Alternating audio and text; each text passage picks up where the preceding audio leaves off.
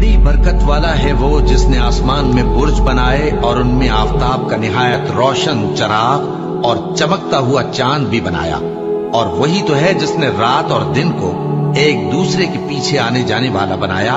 ये बातें उस शख्स के लिए जो गौर करना चाहे या शुक्रगुजारी का इरादा करे, सोचने और समझने की है। और रहमान के बंदे तो वो हैं जो जमीन पर आहिस्तगी से चलते हैं, और जब जाहिल लोग उनसे जाहिलाना गुफ्तगू करते हैं तो सलाम कहते हैं। और वो जो अपने परवरदिगार के आगे सजदे करके और इज्जो अदब से खड़े रहकर रातें बसर करते हैं। और वो जो दुआ मांगते रहते हैं कि ऐ परवरदिगार, दोज़ख के अजाब को हमसे दूर रखियो कि उसका अजाब चिमटने वाला है।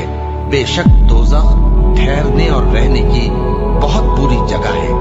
और वो कि जब खर्च करते हैं तो न बेजा उड़ाते हैं और न तंगी को काम में लाते हैं, बल्कि एतदाल के साथ, न जरूरत से ज्यादा न कम।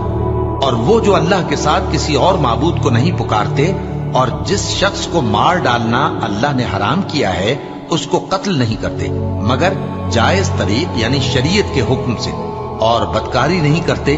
और जो ये काम करेगा सख्त गुनाह में मुब्तला होगा।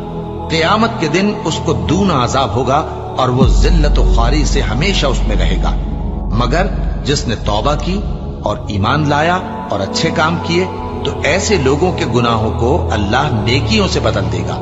और अल्लाह तो बख्शने वाला है, मेहरबान है। और जो तौबा करता और अमल नेक करता है तो बेशक वो अल्लाह की तरफ रुजू करता है।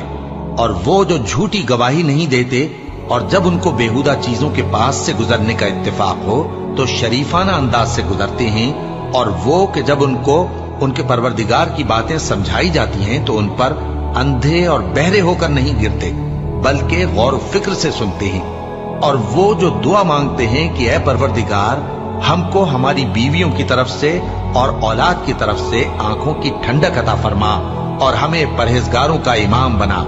इन सिफात के लोगों को उनके सब्र के बदले ऊंचे ऊंचे महल दिए जाएंगे और वहां फरिश्ते उनसे दुआ व सलाम के साथ मुलाकात करेंगे।